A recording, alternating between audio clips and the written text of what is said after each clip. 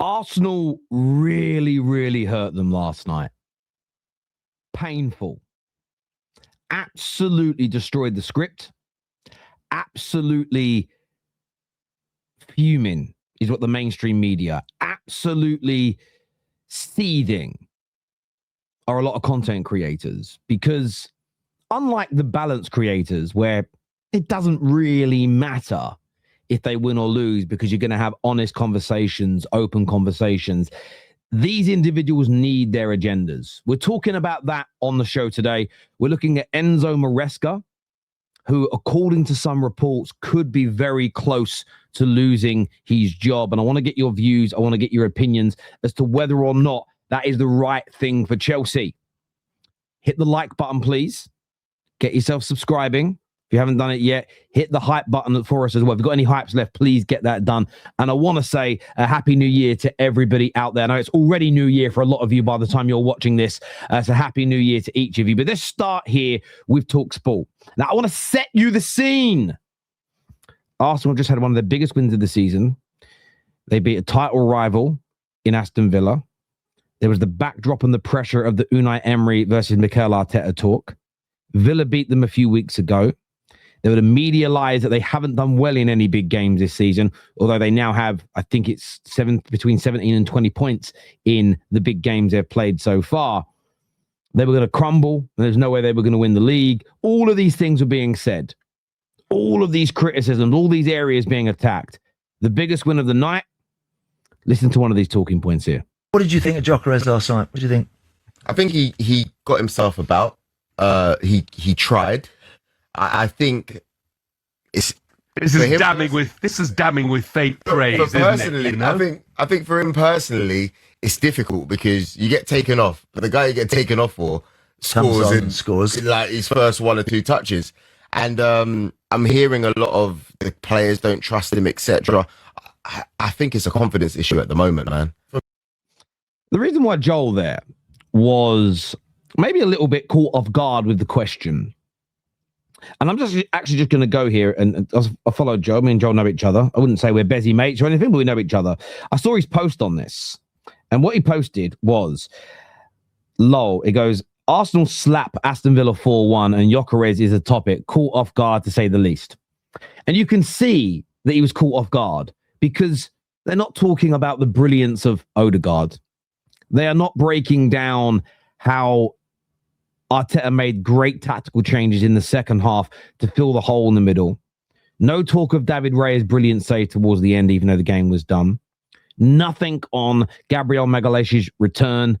Barely any. Even though they actually had some good counters, they didn't get any shots on target in the first half. He was brilliant. Another goal from a set piece. 3 goals from open play. Some brilliant, beautiful, fantastic football. None of that's on the agenda. It's, they've ruined the script tonight. The producers spent all day writing the questions about Gyökeres because they assumed Arsenal were not going to win. They had all the negative questions ready for Joel, but they couldn't really ask them. But because they were lazy, instead of going, right, let's actually discuss the stuff that even rival fans, to be honest, I guarantee you there'd have been millions of men, millions of women in their cars, driving home, driving to work, out and about, put the radio on, that hear that and go, turning off. And this is a genuine message to content creators out there. If your message is one that is seen as negative, but you truly believe it, push it. If you truly believe it, say it. But viewers aren't stupid. Don't treat your audience like they're dumb. Don't treat them like they're dumb. The Football Terrace, my main channel, right now you maybe wouldn't know it.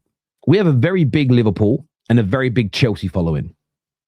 When their fans are in good moods, when they feel there's hope and they're enjoying their football, we're full to the rafters with them because they know that we're having honest conversations. Now, when things go wrong, they turn up, but only for a certain period of time. Because after a little while, there's only so many times you can hear the same conversations about why your club's bad or contribute towards it.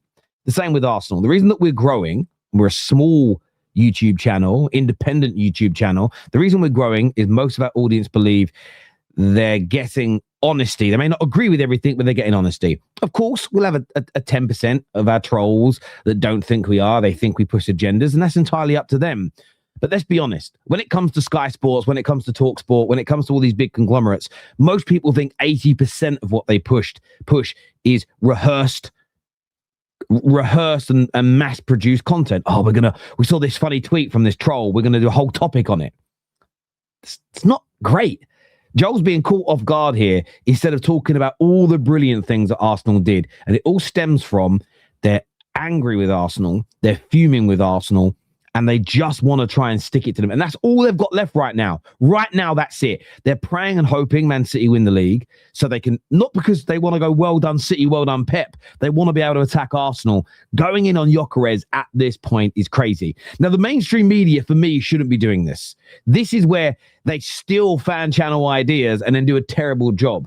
If you want to see great bitterness that you can enjoy and have fun with, let's take a look at this.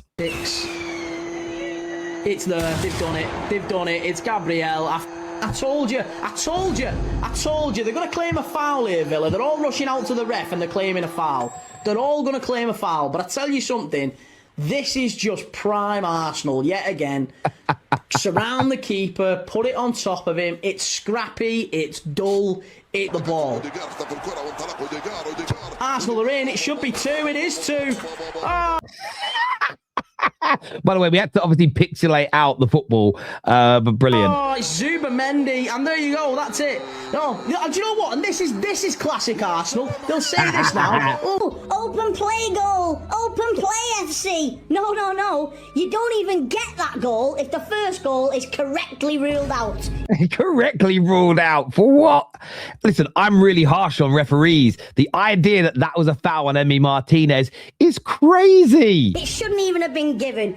His voice sounds better high pitched though, don't you think? Should still more manly. It's 3-0 and it's Trossard, and Arsenal now are gonna walk away with this tonight. They're gonna get 3 points, and we're gonna look at. He's even got the goal to do. They are so lucky, honestly. But you see, can you already see? This is how fans react. Now, I am like this, just not with Arsenal at this particular moment. If Man United were up against Arsenal, I'd probably be like this. I've never been as bitter as this, just as a person. It's not in my nature, but I do enjoy watching it. I get where it comes from. I'll call it out and have fun with it. But getting it from talkSPORT, Sky Sports, the BBC, the mainstream media, that's where I think, no. That's where we want in-depth analysis. I'll give you an example, right? And we're going to watch more of this in a second. Have you seen the debates that have been going on for the last couple of years where fans are like, well, should players play with injuries or not? Is bringing a player on for 10 minutes in a dead rubber game good for their fitness or bad for their fitness? Declan Rice has played too many games. Is Arteta overusing him? I don't have the money to do it. I've reached out to a few, and the money they want is crazy. You know, if you all super chat, £100 each a month, maybe we'll have the money. I'm not saying do it, right? I'm giving you. They're really expensive. I reached out to a few guys that had worked at football clubs, sports scientist specialists, just to appear on the show. They wanted $9,000 an appearance fee. I can't do it. But I'm sitting again. If I was Sky Sports, if I was the BBC, you bring these guys in and go, right, fans online are saying this. Let's have a conversation. Tell us how it actually works. So we can all go, oh, so it is the manager's fault. Or, oh, it's not the manager's fault. Then we all understand, debate done. Instead, what the mainstream media do is go, we're just going to push the narrative like fans. Yeah, but we could find out the truth. I don't care if we can find out the truth. Let's just push the narrative. It's more fun. Yeah, from fans. Not from you mugs. But they've got they're going to run away and say that we've had this fantastic performance, 3-0 against the mighty Aston Villa who've been on this great winning run. No. Oh, is it going to be ruled out? Please be offside. Please be offside or a check. Yeah, consistently. That's the one consistent with Arsenal is they don't win. They won last night. Oh my God, and they've scored 4 just as I'm saying that. Oh, it's Gabriel Jesus as well. And I'll tell you something, the one thing I will say about Arsenal, he should be starting. He's the best centre-forward by a country mile. Gyökeres has been off the pitch 2 minutes. He's stuck one in the bottom corner. That's the one. If Arsenal took one bit of advice, start Gabriel Jesus. He is top quality. Listen, I love it. This stuff for me, I love this kind of content. I'm a big fan and big supporter of fan content. have your bitter moments. But even in our world, we've got to learn to then have honest conversations as well. Otherwise, people switch off from listening. It's as simple and it is as straightforward as that. Now, aside from the Arsenal conversation, I did want to speak a little bit about Enzo Maresca. A report has come out today that says Chelsea always plan to conduct a full review of the club's operations, including the performance of head coach at the end of Maresca's second season. How January goes could have a major bearing on how things are viewed come late May. However, and there is a big however in this, because that now may have changed. A report has come out this afternoon that I don't have a graphic ready for, and I'm waiting for it to load on my screen. That's why I'm stalling. But it says, this here says, I'm going to read it to you. Doubts over Enzo Maresca's future as the Chelsea boss are intensifying. 1 win in 7 comes against a backdrop of a deteriorating relationship between the club's ownership and Maresca. So there is a real possibility he loses his job. But I just want to say this now. Chelsea fans, maybe there's an element here of waking up to do. Maybe even for me, there's an element of waking up when it comes to Chelsea. I don't think everything Clear Lake have done is wrong. I don't think every signing is bad. I think they've got some fantastic players. But more high-quality, experienced players are needed. But I saw something, again, you have to listen to fans. I'm not saying listen to everything every fan of every club says. You've got to use your own brain and have be a free thinker. But I saw something that just stood out to me here. The Chelsea Forum posted this, okay? And this here says, and I quote, Tuchel is the problem, Potter is the problem, Lampard is the problem, Poch is the problem, Maresca is the problem. That would now be 5 managers. One they inherited, one that was temporary in Lampard, yes, that have fouled in nearly 4 years. Now, I have this argument about my club, Man United, all the time, so I'm keeping the same energy as all. There comes a point, I'm not excited about the prospect of sacking Amorim, even though I think he has to go. I think he has to leave, but I'm not saying, we are going to cook when a new guy comes in. Woo! My squad's still well below Chelsea's.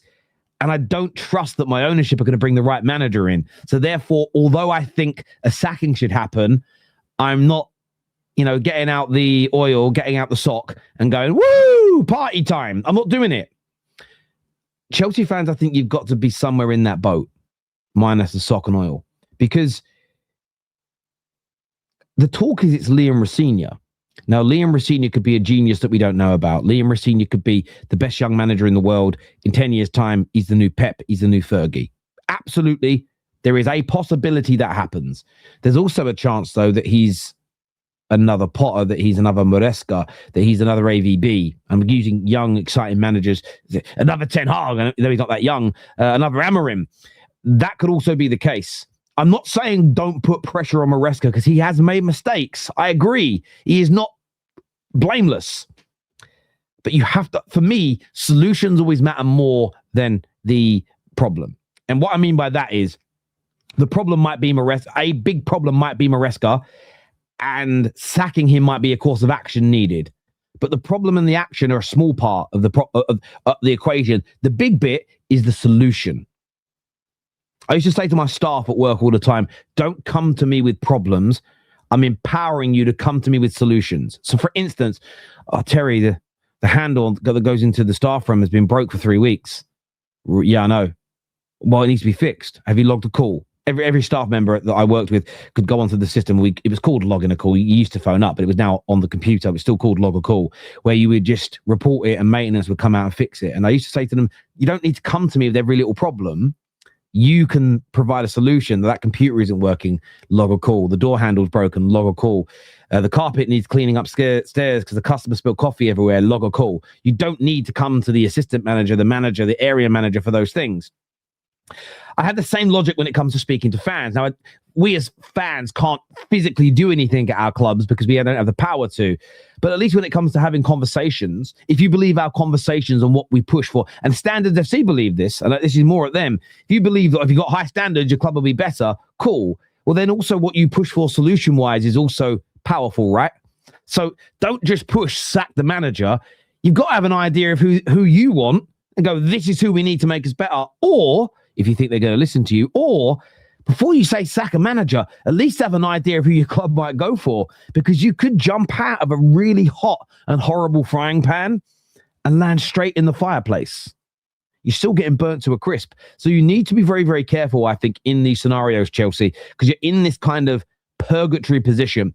But as ever, look, I want to get your views. I can't wait to read your opinions. They will differ from mine, and that's the nature of what we do, and I love it. I want to thank you all from the bottom of my heart. We've only been running this channel for the better part of 5 months, already on nearly 90,000 subscribers. If you guys could share this, push your friends to follow it, get it out, stick it in your group chats, go give it a follow if they like football. That'd be amazing.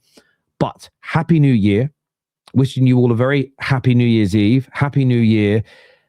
I wish you a prosperous new year, but even more importantly than that, a very healthy, very stable, and very happy time for you and your family next year. Until next time, everybody, take care. Goodbye. God bless. And I'll see you all soon. Peace.